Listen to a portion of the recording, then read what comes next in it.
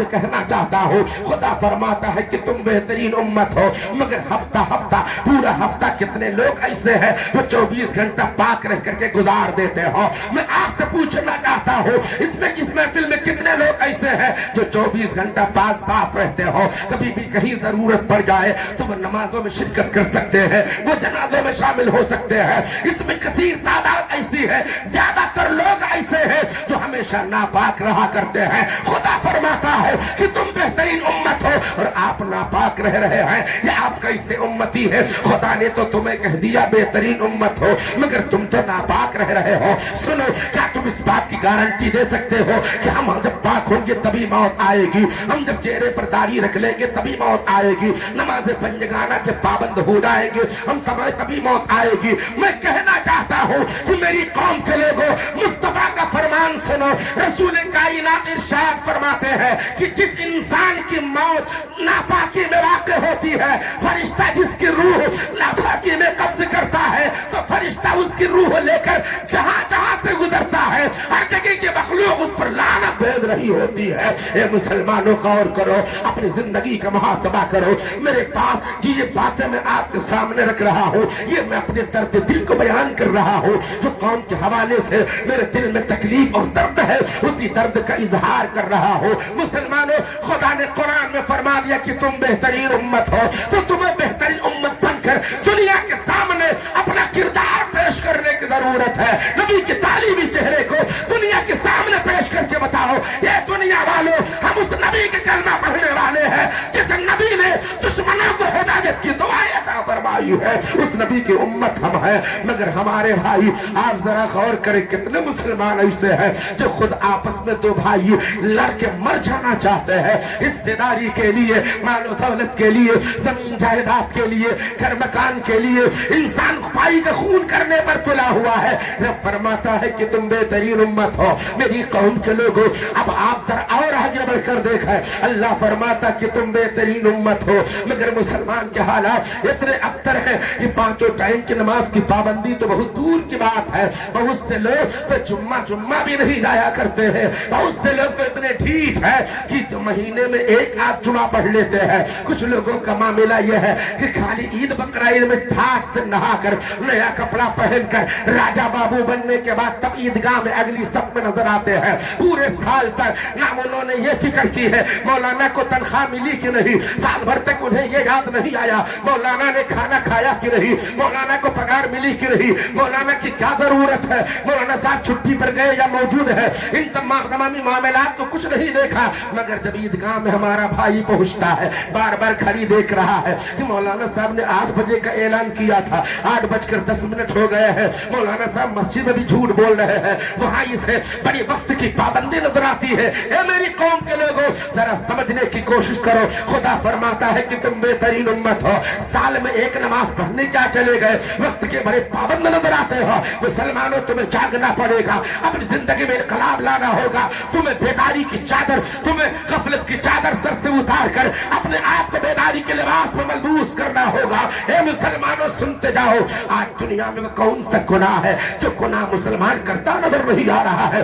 میں بڑی ہمت کے ساتھ اس بات کو ہر جگہ پر اعلان کرتا ہوں، اور بہت سے محفلوں میں، بڑے بڑے جلسوں میں مجھے یہ سب باتیں کہنے کے لیے فرمائش کر کے بلایا جاتا ہے۔ میری قوم کے لوگوں سنو، دنیا کی وہ کون سی برائی ہے جو آج کے دور میں مسلمان میں نہیں پائی جا رہی ہے؟ کتنے مسلمان ایسے ہیں جو آج کے دور میں شراب پی رہے ہیں، کتنے مسلمان ایسے ہیں جو بیئر پی رہے ہیں، کتنے مسلمان ایسے ہیں جو نشے کی گولیاں کھاتے ہیں، کتنے مسلمان ایسے ہیں جو نشے کا انجیکشن لگواتے ہیں، کتنے مسلمان ایسے ہیں جو نشے کا پاؤڈر استعمال کرتے ہیں، الگ الگ نام سے نشہ استعمال کی جا رہی ہے۔ سنو میرے بھائی، کیا مذہب اسلام میں نشہ کی کوئی گنجائش ہے؟ کیا مذہب اسلام میں نشہ استعمال کرنے کے حوالے سے کسی نبی کا بیان موجود ہے، کسی صحابہ کا قول موجود ہے، کسی اللہ کے ولی کی کوئی تعلیم موجود ہے؟ مصطفیٰ جان رحمت کے دیوانوں، کتنے مسلمان ایسے ہیں جو رنڈیوں کی باہوں میں زندگی کی عیاشیاں کر رہے ہیں، کتنے مسلمان ایسے ہیں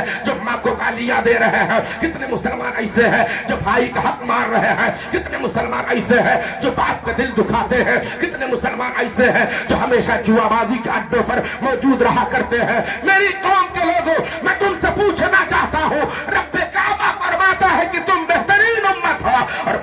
کا حال تو دیکھ لو، امتی کبھی عیاشیوں کے اڈے پہ جاتا ہے، امتی کبھی جوا کے ٹھکانے پر جا رہا ہے، امتی کبھی اپنے ہاتھوں میں بیئر کی باٹلیں لے کر خالی کر رہا ہے۔ اگر کسی نے منع کر دیا بھیا میں نے سنا تم بیئر پینے لگے ہو، یہ شراب ہے، یہ نشہ ہے، یہ حرام ہے، یہ ناجائز ہے، تو کالر کھڑی کر کے انسان بڑے فخر و بڑی چٹائی کے ساتھ جواب دیتا ہے، کون کہتا ہے یہ شراب ہے؟ بیئر میں تو پھلوں کا جوس ہوتا ہے، پھلوں کا رس ہوتا ہے۔ منبر نبی سے بڑی ذمہ داری کے ساتھ اعلان کر رہا ہو، سنو اس طرح کا گناہ کر کے بیجا تعبیر کرنے والوں، عقل کی تباہی کرو۔ تمہیں کس عالم نے بتایا ہے کہ بیئر یہ شراب نہیں ہے؟ کس مولانا نے فتویٰ دیا ہے کہ بیئر یہ شراب نہیں ہے؟ آپ کان کھول کر کے سنیں، جتنی بھی نشہ پیدا کرنے والی چیزیں ہیں، ہر نشہ آور چیز یہ شراب کی منزل میں داخل ہے، شراب کے حکم میں داخل ہے، چاہے اسے آپ انجیکشن کہیں، چاہے اسے آپ ٹیبلٹ کہیں، چاہے اسے آپ گانجا بھانگ چرس افیم ہیروئین کہیں،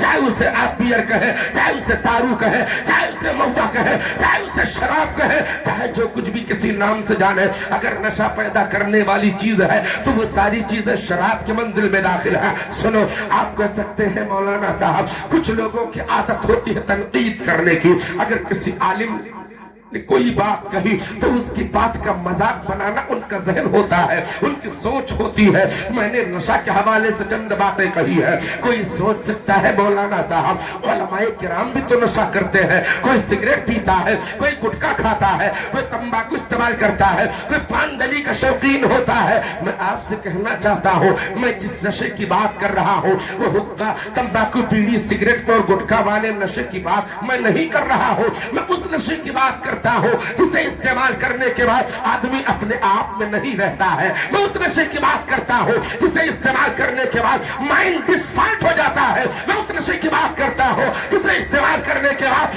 آدمی جانور بن جاتا ہے، میں اس نشے کی بات کرتا ہوں جسے استعمال کرنے کے بعد آدمی حیوان بن جاتا ہے، میں اس نشے کی بات کرتا ہوں جسے استعمال کرنے کے بعد انسان درندہ بن جاتا ہے۔ نشہ استعمال کرنے کے بعد انسان شرابی اور نشے بعد انسان کے ذہن سے ماں بہن بیٹی اور بیوی کی تمام تر درجات کا فرق مٹ جاتا ہے، ہر عورت کی وہ عورت کی نظر سے دیکھا کرتا ہے۔ میری قوم کے لوگوں، مصطفیٰ جان رحمت کی امت کو رب کعبہ فرماتا ہے کہ تم بہترین امت ہو۔ میں آپ سے پوچھنا چاہتا ہوں، یہ جو باتیں میں بیان کر رہا ہوں یہ تمام باتیں اپنے آپ کو مسلمان کہنے والوں میں پائی جاتی ہے کہ نہیں؟ اگر بات ہے تو آپ اس بات کو قبول کریں۔ میں یہ نہیں کہتا ہوں کہ آپ پچپیڑی کے اندر رہنے والے ہیں، آپ موڑا کی سرزمین پر رہتے ہیں، آپ کرمو پوربا کے باشندے ہیں، آپ جھنڈی بازار کے رہنے والے ہیں، یہ قرب و جماع اطراف و جوانب کے جتنے ہمارے بھائی اور ہماری بہنیں ہیں،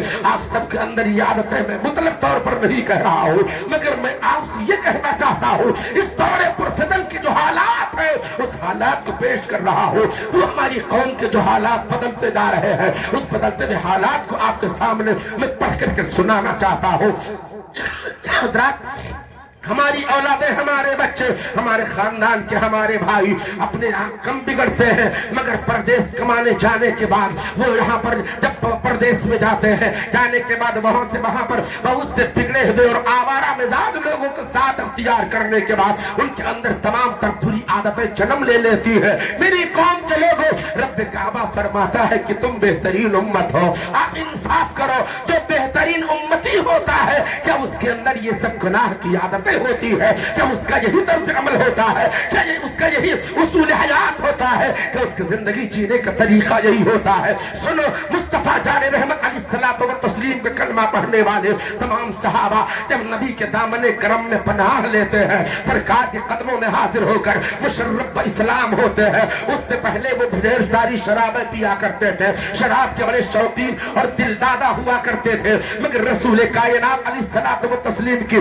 مقدس زندگی کو آپ سماعت کریں، سرکار مدینہ علیہ السلام نے کبھی بھی کسی بھی نشہ آور چیز کا سرکار نے استعمال نہیں فرمایا ہے۔ آپ مصطفیٰ جان رحمت کی عظمت بعد میں دیکھیے گا، میرے آقا کی جو والدین کی زندگی ہے، میرے آقا کی والد گرامی حضرت عبداللہ کی زندگی کو تاریخ کے حوالے سے دیکھیں۔ حضرت عبداللہ اس ماحول میں بڑے ہوئے ہیں کہ چاروں طرف گناہوں کا سایہ ہے، عبداللہ اس ماحول میں جوان ہوئے ہیں، یہ چاروں طرف عیاشیوں کا ماحول گرم ہے، ہمارا گردی کے بازار گرم ہے۔ حضرت عبداللہ سے ان کے ہم عمر ساتھی، ان کے دوست احباب آ کے کہتے ہیں عبداللہ تم تو بالکل بھولے ہو، تمہیں دنیا کے بارے میں کوئی علم نہیں ہے، تمہیں دنیا کے حالات کے بارے میں کوئی واقفیت نہیں ہے۔ عبداللہ تم ذرا گھر سے باہر نکل کر دیکھو، تم مارکیٹوں میں چل کے دیکھو، میلوں میں بازاروں میں چل کے دیکھو، تم اتنے حسین ہو کہ ہمارا ایمان کہتا ہے، وہ اس وقت کے ساتھی کہتے ہیں کہ ہماری عقیدت کہتی ہے کہ پورے دنیا عرب میں تم سے بڑھ کر حسین کوئی نہیں ہے۔ تم ذرا بستی سے باہر نکل کے دیکھو،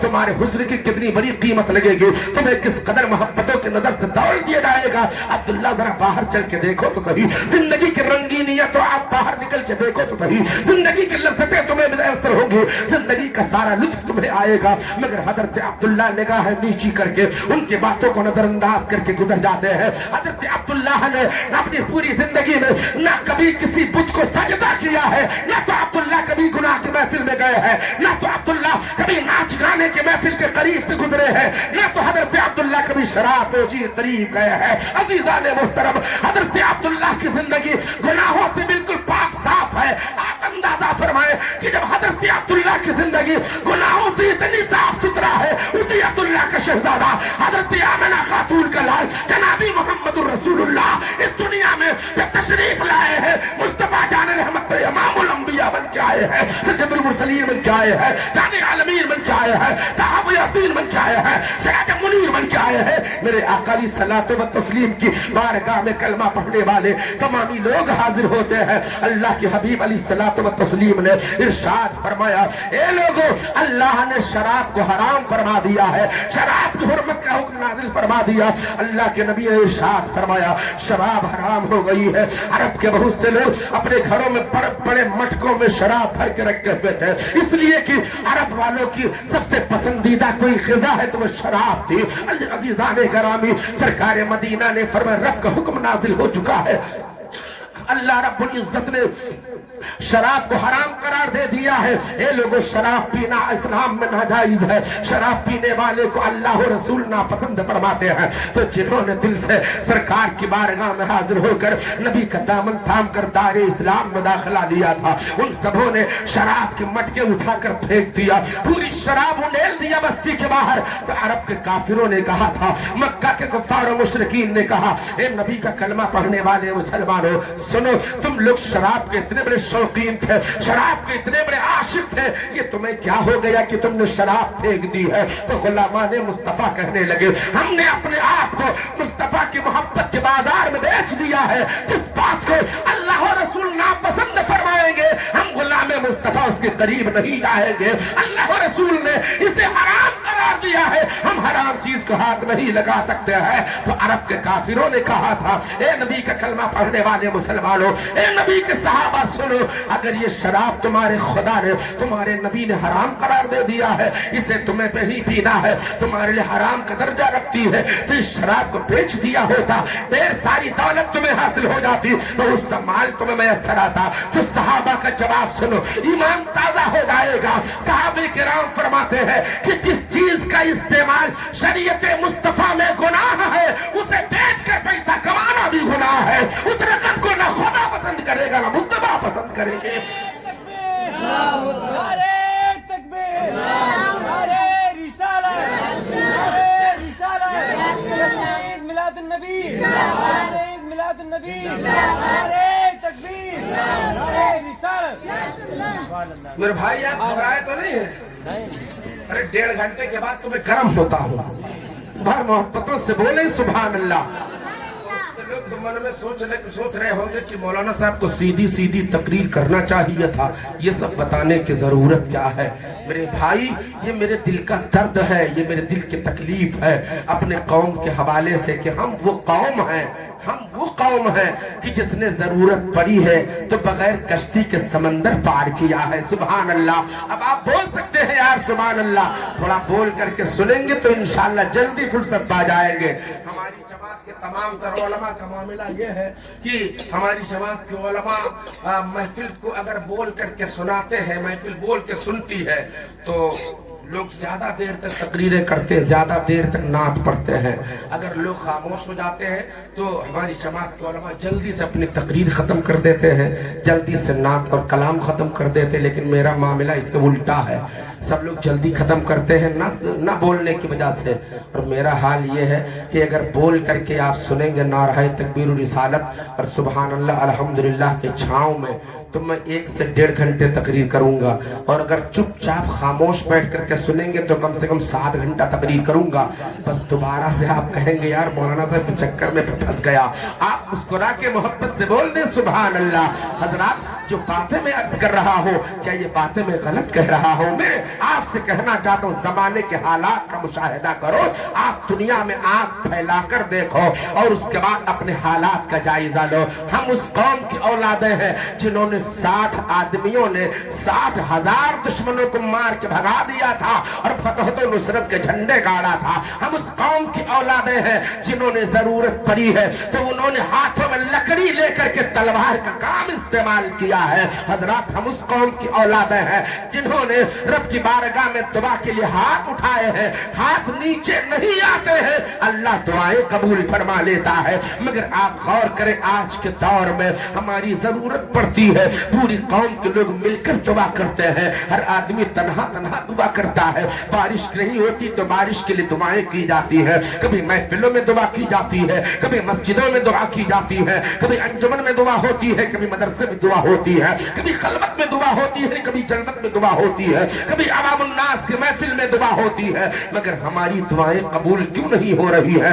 कुछ लोग तो इस तरह जो ईमान के कमजोर होते हैं वो तरह तरह की वाहियात और गुनाह की बातें करने लगते हैं। लगता है हमारा खुदा अब सुनता नहीं है। अगर आपने ये अकीदा बना लिया कि खुदा पहले सुनता था अब नहीं, तो आपने अल्लाह की जात में नुक्स और आयत पैदा कर दिया है। हजरात मुहतरम, हमारा रब वो है कि जिसकी जात में जर्रा बराबर कोई कमी और नुक्स की कोई गुंजाइश नहीं है। अजीजाने मुहतरम, रसूल कौनैन अलैहिस्सलाम के गुलामों, खुदा हमारी दुआएं क्यों नहीं कबूल करता है? उसके हवाले से मुस्तफा का फरमान सुनो। मुस्तफा जाने रहमत सल्लल्लाहु ताला अलैहि वसल्लम इरशाद फरमाते हैं कि ए लोगों, जिस महफिल में झूठ बोलने वाला आदमी बैठा होता है उस महफिल में किसी की दुआ कबूल नहीं होती है। अल्लाहु अकबर कबीरा। अब आप अंदाजा लगाएं, यहाँ हम इतने लोग जमा है, क्या इसमें सब लोग सच बोलने वाले हैं? क्या सब लोग ऐसे हैं कि जो कभी झूठ ना बोल रहे हो? सरकार का दूसरा कौल यह है, आका फरमाते हैं आदमी अगर एक मर्तबा एक बात झूठ बोल देता है तो उस झूठ की नहुसत से 40 दिन तक के उसकी कोई दुआ कबूल नहीं होती है। वो इंसान जिस महफिल में बैठ जाता है उस महफिल में किसी की दुआ कबूल नहीं होती। अब हर आदमी अपनी जिंदगी का मुहासबा करे कि सुबह आंख खुलने से लेकर आंख बंद होने तक, रात तक हम कितना मर्तबा झूठ बोलते हैं, कितनी बातें झूठ बयान करते हैं, कितना झूठ बकवास करते हैं। अरे कुछ हमारे भाई तो ऐसे हैं कि आंख खुलने के बाद मोबाइल उठाया, झूठ का स्टार्ट कर दिया, झूठ बोलना शुरू कर दिया। आंख खुलने के बाद जब तक 10-20 झूठ नहीं बोल लेगा हमारे भाई को सुकून नहीं मिलेगा। कुछ लोग ऐसे हैं कि पूरा दिन झूठ का बिल्कुल झूठ की रस्सी बना देते हैं, दिन भर पूरा झूठ का कारोबार करते हैं। लेकिन अगर बात आएगी तो बड़ी बड़ी ढिठाई के साथ हमारा भाई कहता है हमसे सब काम तो हो जाता है पर हम झूठ नहीं बोल पाते हैं। जबकि ये बात भी सिरे से झूठ है कि दिन भर झूठ बोलता, दोपहर झूठ बोलता, सुबह शाम झूठ बोलता, अंधेरे उजाले झूठ बोलता, ऊपर से दावा करता सब काम कर लेता हूं पर झूठ नहीं बोल पाता हूं। ये भी तो झूठ है। मेरी कौम के लोगों, अगर आप चाहते हैं हमारी दुआएं कबूल होने लगे तो आप झूठ का दामन छोड़कर सदाकत के रास्ते पर चलना शुरू करो। आप तमामी हजरात ने हुजूर सरकार गौसे आजम रज़ी अल्लाह अन्हु के हवाले से सुना होगा। वाकया सुनाना मकसद नहीं है। सरकार गौसे आजम ने अम्मी जान से इजाजत मांगा है, अम्मी जान मुझे इजाजत अता कर दो, मैं बगदाद शरीफ जाना चाहता हूँ। क्यों जाना चाहते हो मेरे लाल? बुढ़ापे में तो एक औलाद में सराई है। अल्लाह ताला ने गौसे आजम की अम्मी जान उम्मुल खैर फातिमा की उम्र जब 60 बरस की हो गई है तो सरकार गौसे आजम पैदा हुए हैं। अब तो यार मोहब्बत से कह सकते हो सुभान अल्लाह। हजरत गौसे आजम की माँ की उम्र 60 बरस की हो गई तब अल्लाह ताला ने गौसे आजम की विलादत फरमाई है, तब गौसे आजम पैदा हुए हैं। गौसे आजम से माँ फरमाती है बेटा मैं तुमसे इतनी मोहब्बत करती हूँ कि एक पल के लिए मैं तुम्हें जुदा नहीं कर सकती हूँ, मैं तुम्हारी जुदाई का गम बर्दाश्त नहीं कर पाऊंगी। मगर गौसे आजम अर्ज करते फरमाते हैं अम्मी जान मैं बगदाद जाना चाहता हूँ, इजाजत दे दो। क्यों जाना चाहते हो? आज हमारे और आपके घरों के हमारे बच्चे अगर माँ से कहते अम्मी मैं बाजार जाना चाहता हूँ, मैं निगासन लकीमपुर जाना चाहता हूँ, माँ ने अगर पूछ लिया बेटा क्यों जाना चाहते हो, तो वही बेटा पलट करके माँ को गालियां देता है, माँ को आंखें दिखाता है। जब देखो तब हर वक्त हिसाब लेती रहती है, जब देखो ये बुढ़िया हमसे हर टाइम का हिसाब पूछती रहती है। मैं जाना चाहता हूँ, मेरा पर्सनल काम है, मेरी जरूरत है तो मैं जाना चाहता हूँ। मगर मेरी कौम के लोगों, आप गौसे आजम से मोहब्बत का दावा कर रहे हैं, आप कहते हैं हम गौसे आजम से बहुत मोहब्बत करते हैं, गौसे आजम की मोहब्बत हमारे रगो रेशा में समाई हुई है। मैं कहना चाहता हूँ ये कैसी गौसे आजम की मोहब्बत है? गौसे आजम की जिंदगी से तहजीब तो सीख लो, गौसे आजम की जिंदगी से तालीम तो हासिल कर लो, गौसे आजम की जिंदगी से ये मैसेज तो ले लो, गौसे आजम की जिंदगी से ये उसूल तो हासिल कर लो। गौसे आजम से माँ फरमाती है बेटा क्यों जाना चाहते हो? अम्मी जान मैं इल्मे दीन हासिल करने जाना चाहता हूँ, नबी के दीन की तालीम हासिल करने जाना चाहता हूँ। एक बार मोहब्बतों से कह दो सुभान अल्लाह। हजरात गौसे आजम फरमाते हैं अम्मी जान मैं पढ़ने के लिए जाना चाहता हूँ, नबी का दीन पढ़ने के लिए जाना चाहता हूँ। माँ का जवाब सुनो। गौसे आजम की प्यारी अम्मी जान उम्मुल खैर फातिमा फरमाती है बेटा मैं तुम्हारी जुदाई एक आन के लिए बर्दाश्त नहीं कर पाती, लेकिन तुम इल्मे दीन मुस्तफा के उसूल की बात कर रहे हो, मैं अपने दिल पर सब्र का पत्थर रखकर दिल को समझा लूंगी। बेटा मैं तुम्हें इजाजत देती हूँ, जाओ पढ़ने चले जाओ। मेरी कौम के लोगों, आप यहाँ इतनी तादाद में मौजूद है, मैं आपसे कहना चाहता हूँ आप में कितने लोग ऐसे हैं जो अपने बच्चों को तालीम के लिए भेज रहे हैं? आप में कितने लोग ऐसे हैं जो अपने बच्चों को इल्म हासिल करने के लिए जाने की इजाजत दे रहे हैं, अपने बच्चों को पढ़ने के लिए नाम स्कूल और मदरसों में लिखा रहे हो? मेरी कौम के लोगों, हमारा नजरिया दुनिया की तरफ इतना मबसूल हो गया है कि हम दुनिया कमाने के लिए 12-14 साल का बेटा हुआ उसे हमने बंबई, दुबई, सऊदी और कोयत कमाने के लिए भेज दिया। हमारा बेटा दौलत तो कमा के दे सकता है, मगर वही बेटा अगर आवारा गर्द बन जाएगा, वही बेटा इल्म न हासिल करने की वजह से अगर वो अय्याश मिजाज हो गया, अगर तुम्हारा बेटा शराबी बन गया, अगर तुम्हारा बेटा रहजनो डाकू बन गया, तुम्हारा बेटा अपने गुनाहकारी बदामालियों की बुनियाद पर अगर जहन्नम का ईंधन बन गया, तो मैं कहना चाहूंगा कि अल्लाह के नबी का कौल तुम्हें याद करना होगा। अगर औलाद जहन्नम में जाएगी तो औलाद के जहन्नम में जाने की वजह से जन्नती माँ बाप को भी जहन्नम में जाना पड़ेगा, जन्नती भाई को भी जहन्नम में जाना पड़ेगा। अगर बीवी औरत जहन्नम में जा रही है तो उसके जन्नती शौहर को भी जहन्नम में जाना पड़ेगा, उसके जन्नती बेटी को भी जहन्नम में जाना पड़ेगा। ये मेरी कौम के लोगों आपसे गुजारिश है, दुनिया कमाने में इतना मत खो जाओ कि तुम आखिरत को भूल जाओ, उखरवी जिंदगी को फरामोश कर दो। नहीं मेरे भाई आप जागिए, अपने बच्चों को पढ़ने के लिए जरूर भेजें। अपने बच्चे को मेरे कहने का मतलब ये नहीं है कि अपने बच्चे को डॉक्टर मत बनाइए, मेरे कहने का मतलब ये नहीं है अपने बच्चे को इंजीनियर प्रोफेसर मत बनाइए, मेरे कहने का खुलासा ये नहीं है अपने बच्चे को IAS PCS की डिग्री मत दिलाओ, बिल्कुल पढ़ाओ। आज के दौर में, दौर हाजिर में इसकी सख्त जरूरत है, इल्म की सख्त जरूरत है। दौर हाजिर में हर इंसान के बच्चे और बच्ची का पढ़ा होना बिल्कुल शर्त अव्वल है, इसलिए कि वो जमाना गुजर चुका है जब जहालत की जिंदगी गुजार के इंसान सारी मंजिलें हासिल कर लेता था। आज के दौर में अगर आपके पास तालीम नहीं है तो ना दुनिया में काम चलेगा, ना मरने के बाद काम चलेगा। इल्म की हर जगह जरूरत है। अपने बच्चे को डॉक्टर भी बनाइए, अपने बच्चे को इंजीनियर भी बनाइए, अपने बच्चे को प्रोफेसर भी बनाइए, अपने बच्चे को IAS PCS भी बनाइए, सब कुछ बनाइए, मगर अपने बेटे को डॉक्टर बनाने से पहले कुरान जरूर पढ़ा दो। एक बात दिल की गहराई से बोलो सुभान अल्लाह। अपने बेटे को डॉक्टर बनाने से पहले कुरान जरूर पढ़ा दो, हदीस पाक मुस्तफा जरूर पढ़ा दो। अपने बेटे को आलिम बना दो, हाफिज कुरान बना दो। अब आप उसे दुनियावी तालीम, जिसे डॉक्टरी या प्रोफेसरी इंजीनियरिंग कहा जाता है, दुनिया की तमाम डिग्रियां आप दिलाएं। हाफिज और आलिम दीन बनाने के बाद हमारा बेटा जब डॉक्टर बनेगा तो उसका अंदाज बदला बदला सा होगा और डॉक्टरों की तरह उसका तरीके अमल नहीं होगा। आज आप देख रहे हैं कितने डॉक्टर ऐसे हैं जिस दुनिया में ऑपरेशन آپریشن کے نام پر انسانوں کا خون کرتے ہیں، کسی کی کڈنی چوری کر لیتے ہیں، کسی کا گردہ نکال لیتے ہیں، کسی کا پھپڑا اور دل چیر کر کے، اور اس کے بعد دوسرا مردہ ٹکڑا اس کے بدن میں رکھ کر کے چند دنوں کے لیے زندہ چھوڑ دیتے ہیں، مگر اس کے جسم کے صحیح سلامت اعضا نکال کر کے وہ فروخت کر دیتے ہیں، بیچ ڈالتے ہیں، اس کی بعد کالا بازاری کرتے ہیں۔ مگر میں کہنا چاہتا ہوں ہمارا بیٹا جب حافظ قرآن بن کر کے ڈاکٹر بنے گا، ہمارا بیٹا عالم دین بن کے جب ڈاکٹر بنے گا، اس کے پاس اگر کوئی مریض آئے گا، وہ غریب ہے، مفلس و نادار ہے، تنگ دست ہے، بھر منہ پیسے دینے کی استطاعت اس کے پاس نہیں ہے، زیادہ دولت دینے کی صلاحیت اور اوقات نہیں ہے، ہمارا بیٹا یہ دیکھے گا کہ مصطفیٰ جان رحمت نے غریبوں سے بڑی محبت فرمائی ہے۔ سرکار مدینہ فرماتے ہیں غریبوں سے محبت کرو گے خدا کی رحمتیں تمہیں گود لے لے گی، اللہ کی رحمت تم پر برسنے لگے گی۔ ہمارا بیٹا اللہ کا فرمان بھی دیکھے گا، مصطفیٰ کا فرمان بھی دیکھے گا۔ نعرہ تکبیر، نعرہ تکبیر، نعرہ رسالہ، نعرہ رسالہ، جشن غوث الورا، نعرہ تکبیر، نعرہ رسالہ۔ بھائی آپ گھبرائے تو نہیں ہیں؟ بہت سے لوگ سوچ رہے ہیں پتہ نہیں مولانا صاحب کئی گھنٹہ بولیں گے، کوئی زیادہ نہیں، 6-7 گھنٹے میں تقریر ختم کر دوں گا یار۔ آپ سے بولیں سبحان اللہ۔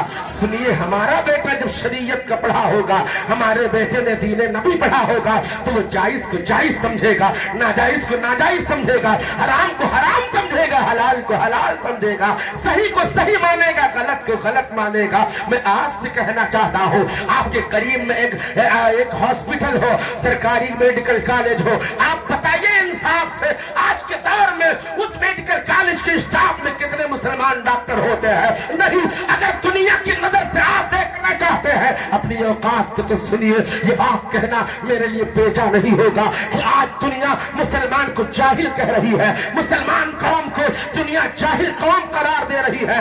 آج دنیا والے کہتے ہیں اگر غریب سماج دیکھنا ہے تو مسلمانوں کو دیکھ لو، اگر جاہل قوم دیکھنی ہے تو مسلمانوں کو دیکھ لو۔ آپ دیکھیے تمامی محکمہ جات میں، تمامی دفاتر میں، تمامی دفتروں میں، تمامی اہلکاروں میں چند مسلمان نظر آتے، ایک آدھ مسلمان نظر آئیں گے، مگر وہ مسلمان نام کے مسلمان ہیں، وہ مسلمان کا نام تو رکھ کر کے تمام ڈگریاں حاصل کر لے گئے ہیں، مگر دین کے معاملے میں بالکل زیرو ہے۔ انہیں یہ نہیں پتا ہے شریعت مصطفیٰ ہمیں کن باتوں کا حکم دیتی ہے، کس سے ہمیں منع کرتی ہے۔ میں آپ سب سے کہنا چاہتا ہوں میری قوم کے لوگوں، آپ جاگیے، ہوش میں آئیے۔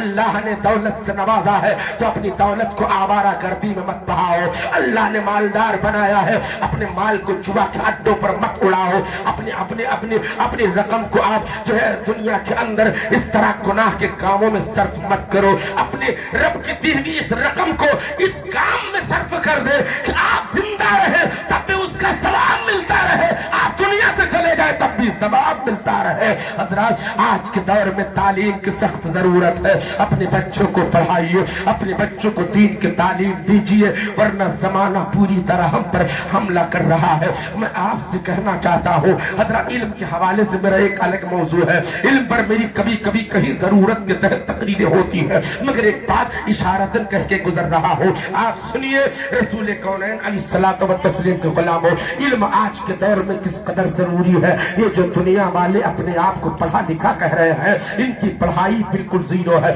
آپ کہیں گے مولانا صاحب وہ کیسے ہے؟ تو میں کہنا چاہتا ہوں کہ جو آسمان میں اڑ کر کے اور پرواز کر کے اس کے بعد بمباری کرتے ہیں، لوگوں کا خون کر رہے ہوتے ہیں، آسمانوں سے بم برساتے ہیں، یہ ان پڑھ اور جاہل لوگ نہیں ہیں، یہ سب پڑھے لکھے لوگ ہیں، یہ سب تعلیم یافتہ ڈگری حاصل شدہ اشخاص ہیں جو بمباریاں کر رہے ہیں۔ کس کے بیٹے کی موت ہو رہی ہے، کس کا بھائی انتقال کر رہا ہے، کس کا باپ دنیا سے جا رہا ہے، کون سی بیوی بے بگی کے لباس میں ملبوس ہوتی جا رہی ہے، کس طرح انسانی کے خون ہو رہا ہے، کون بے گناہ مارا جا رہا ہے، کون نردوش اس طرح اس خون کی لپیٹ میں آ رہا ہے۔ میں کہنا چاہتا ہوں یہ سارے ظلم و بربریت کا کام انجام دینے والے یہ جاہل انگوٹھا ٹیک لوگ نہیں ہے، یہ سب کے سب بڑی بڑی ڈگریوں کے حامل ہیں، بڑی بڑی تعلیمی ڈگریاں ان کے پاس ہیں، مگر میں کہنا چاہتا ہوں ڈگری حاصل کرنے کے بعد دوسرے کا خون کر رہے ہیں، ڈگری حاصل کرنے کے بعد ماؤں کی آہیں لے رہے ہیں، ڈگری حاصل کرنے کے بعد انسانوں کو خاک و خون میں لپٹ کر کے انہیں موت کی نیند سلا دینا چاہتے ہیں۔ میں کہنا چاہتا ہوں دنیا کی تعلیم جب ہوتی ہے تو وہ دین وہ تمامی علم دین سے متعلق ہو کر ثواب کا ذریعہ بن جاتے ہیں. اور جب وہ دین خالی وہ تعلیم خالی دنیاوی تعلیم ہوتی ہے, دین کی تعلیم نہیں ہوتی ہے, تو وہ سفاکی اور حیوانیت بن جاتی ہے, ظلم و بربریت بن جاتی ہے. اس لیے میری قوم کے لوگوں, میں آپ سے کہنا چاہتا ہوں, آج کے دور میں جہاں آپ اپنے بچے کو ڈاکٹر بنا رہے ہیں, وہی اپنے بچے کو عالم بھی بنائیے, اسے قرآن بھی پڑھائیے, اسے حدیث بھی پڑھائیے, اسے دین کی تعلیم بھی دلائیے. حضور سرکار غوث اعظم ماں سے عرض کرتے ہیں, امی جان میں بغداد جانا چاہتا ہوں, اجازت دے دو. بیٹا کیوں جانا چاہتے ہو؟ امی جان اس لیے کہ میں دین مصطفیٰ کا علم حاصل کرنے جانا چاہتا ہوں, میں علم دین مصطفیٰ پڑھنے جانا چاہتا ہوں. سرکار غوث اعظم کی ماں فرماتی ہے, ام الخیر فاطمہ, بیٹا عبد القادر, میں تمہاری جدائی کسی صورت برداشت نہیں کر پاتی, مگر دل میں دین نبی کے حصول کی بات ہے, میں اپنے دل پر صبر کا پتھر رکھ کر دل کو منہا لوں گی, اپنے دل کو سمجھا لوں گی. مگر بیٹا تم جا سکتے ہو, ہماری طرف سے اجازت ہے. غوث اعظم کی ماں فرماتی ہے, بیٹا مگر جاتے جاتے ایک بات یاد رکھنا, ایک وصیت, ایک نصیحت میری ہمیشہ اپنے ذہن و فکر میں بسائے رکھنا. غوث اعظم عرض کرتے ہیں, امی جان حکم فرمائے. غوث اعظم کی ماں فرماتی ہے, بیٹا اب اس دنیا میں ہماری تمہاری ملاقات تو ہوگی نہیں. غوث اعظم کی ماں اتنا جان رہی ہے تو غوث اعظم کتنا جانتے ہوں گے, اور جب غوث اعظم اتنا جانتے ہوں گے تو رسول اعظم کتنا جانتے ہوں گے. سرکار غوث اعظم کی ماں فرماتی ہے کہ بیٹا اب اس دنیا میں ہماری تمہاری ملاقات تو نہیں ہوگی, مگر یاد رکھنا کبھی جھوٹ مت بولنا. آپ سب نے سنا ہوگا غوث اعظم رخصت ہوئے, قافلے کے ساتھ راستے میں ڈاکو نے حملہ کیا, پورے قافلے کو لوٹ لیا. غوث اعظم سے بھی پوچھا گیا کچھ ہے؟ آپ نے فرمایا ہاں 40 اشرفیہ کہاں ہے؟ صدری کے استر میں سلی ہے. صدری کے سین کی سلائی کھولی گئی, اشرفیہ نکلی, ڈاکوؤں کی آنکھیں پھٹی کی پھٹی رہ گئی. سردار نے پوچھا, بیٹا پوری دنیا تو ہم چوروں سے اپنا مال چھپاتی ہے, تم نے ظاہر کیوں کر دیا, بتایا کیوں؟ تم کیوں بتا دیا, تم نے اپنا مال چھپایا کیوں نہیں؟ غوث اعظم کا جملہ سنو, محبت سے کہہ دو سبحان اللہ. غوث اعظم فرماتے ہیں کہ جب میں گھر سے چلنے لگا تھا, میری ماں نے مجھے تعلیم دیا تھا, بیٹا جھوٹ مت بولنا. میں نے ماں کا آنچل تھام کر ماں کے دامن سے لپٹ کر کے میں نے کہا تھا, امی کبھی جھوٹ نہیں بولوں گا. میں نے اپنے ماں سے سچ بولنے کا وعدہ کیا تھا, میں جھوٹ کیسے بول دیتا, میں اپنے ماں کا وعدہ نہیں توڑ سکتا تھا. ڈاکوؤں کی آنکھوں میں آنسو آ گئے, اور ڈاکو کے سردار نے کہا, بیٹا جب تم نے اپنی ماں کا وعدہ نہیں توڑا ہے, تم دنیا کے ایک بہت عظیم انسان ہو, مگر ہم ایک انسان ہے, ہم نے تو اپنے خدا کا وعدہ توڑ رکھا ہے. بیٹا ہاتھ آگے بڑھاؤ, ہاتھ آگے بڑھاؤ, میں تمہارے ہاتھوں پر اپنے تمام گناہوں سے توبہ کرنا چاہتا ہوں. اپنے تمام ساتھیوں سے سردار نے کہا, تم سب کے سب چلے جاؤ, اب ہمارا تم سے کوئی رشتہ نہیں ہے. تو تمام سردار کے جواب پر تمام چوروں نے کہا تھا کہ اگر گناہ کرنے میں تم میرے سردار تھے تو آپ توبہ کرنے میں بھی تم میرے سردار رہو گے. آپ توبہ کر رہے ہیں, ہم بھی گناہوں سے توبہ کر رہے ہیں. سرکار غوث اعظم نے ان چوروں کو گناہوں سے توبہ کرا کے اور مشرف اسلام فرمایا ہے. با اختلاف روایت یہ ہے, ایک روایت یہ کہ 40 چور تھے, دوسری روایت ہے کہ 60 چور تھے. ان تمام چوروں نے جو غوث اعظم کے ہاتھ پر جو چوری کرنے سے توبہ کرتے ہیں, اللہ کی عطا سے دیکھیے رب کائنات نے ان سب کے سب چوروں کو الوقت کا ولی بنا دیا ہے, وقت کا ابدال بنا دیا ہے. میں کہنا چاہتا ہوں, غوث اعظم کی ماں اپنے بیٹے کو تعلیم دے رہی ہے, بیٹا کبھی جھوٹ مت بولنا, بیٹا کبھی جھوٹ مت بولنا. غوث اعظم کس قدر اس پر عمل پیرا ہوتے نظر آتے ہیں. آج میں آپ سے پوچھنا چاہتا ہوں, کیا ہمارا بھائی پردیس کمانے جانے لگا, اس نے اپنے ماں سے مل کر کے جانا چاہا ہے؟ کتنے بھائی تو ایسے ہیں کہ گھر میں ماں سے باتیں نہیں کرتے ہیں, گھر میں ماں سے کبھی بولتے نہیں, اسی طرح پردیس چلے جاتے ہیں. ماں کی نگاہیں بچوں کے قدموں کو دیکھا کرتی ہے. جس دن بیٹا گھر سے پردیس جانے لگتا ہے, اس دن ماں کی بھوک چلی جاتی ہے, ماں کی بھوک مر جاتی ہے. ماں سے بیٹا باتیں نہیں کرتا ہے, مگر ماں کا دل ہے مانتا نہیں. ماں کی ممتا اس قدر بے چین ہے کہ بیٹا گھر سے رخصت ہو رہا ہے, گھر کے بیٹے کو الوداع کہنے کے لیے ماں کی آنکھوں میں آنسو کے موٹے موٹے قطرے تیرنے لگتے ہیں. میرے بھائی میں آپ سے کہنا چاہتا ہوں کہ اگر اپنی ماں سے اجازت لے کر گھر سے نکلتے بھی ہے, کیا تمہاری ماں نے کبھی تمہیں جھوٹ بولنے سے روکا चुका है। मेरी कौम की बहनों में तुमसे पूछना चाहता हूँ, अपने बेटे को घर से निकलते हो कभी तुमने झूठ बोलने से मना किया है? कभी तुमने अपनी औलादों को गुनाह करने से रोका है? अगर नहीं तो याद रखो, आप अपने जहन में बेदारी पैदा करो। तुम भी हजरत सरकार गौसे आजम की वालिदे मुशफिका उम्मुल खैर फातिमा की कनीज बन जाओ, उनकी खातिमा बनकर उनके तर्ज जिंदगी को अपनाओ। गौसे आजम की मां ने अपने बेटे को झूठ बोलने से रोका था, तुम भी अपना फर्ज निभाओ, अपने बेटों को झूठ बोलने से मना करो। बेटे झूठ मत बोला करो, बेटा झूठ मत बोला करो, बेटा झूठ के करीब मत जाना। मैं आपसे कहना चाहता हूँ कि मेरी कौम के लोगों चाहिए, आप गौसे आजम से मोहब्बत की बात करते हैं, गौसे आजम के नाम पर कभी जलसे होते हैं, हम आप कभी गौसे आजम के नाम पर लंगर लुटाते हैं, अपने हस्ब हैसियत अपनी इस्तिताअत के बमौजूद बारगाह गौसे आजम में खराज अकीदत और मोहब्बत के नजराने पेश करते हैं। मगर गौसे आजम की जिंदगी को अभी आपको देखना पड़ेगा। हुजूर सरकार गौसे आजम से मोहब्बत का दावा करने वालों, गौसे आजम की मां उम्मुल खैर फातिमा फरमाती है कि मैंने दूध पीने के जमाने में अपने बेटे अब्दुल कादिर को कभी भी बगैर वजू के हमने दूध नहीं पिलाया है। अब जरा मोहब्बतों से कह दो यार सुभान अल्लाह। गौसे आजम की मां फरमाती है मैंने अपने बेटे अब्दुल कादिर को कभी बगैर वजू के दूध नहीं पिलाया है। ये मेरी बहनों में तुमसे कहना चाहता हूँ, क्या तुम भी अपने बच्चों को वजू करने के बाद दूध पिलाती हो? गौसे आजम की मां फरमाती है कि मैंने रात में कभी भी अब्दुल कादिर को बगैर तहज्जुद की नमाज पढ़े हुए दूध नहीं पिलाया है। आप अंदाजा लगाएं, जब गौसे आजम के मां के तकवा का ये आलम है तो गौसे आजम के तकवा का आलम क्या होगा? नारे रिसालत, जश्न गौसुल वरा, मौलाना राहत अली साहब किबला। सरकार गौसे आजम की मां फरमाती है कि मैंने कभी अपने बेटे को रात में बगैर तहज्जुद की नमाज पढ़ने में दूध नहीं पिलाया।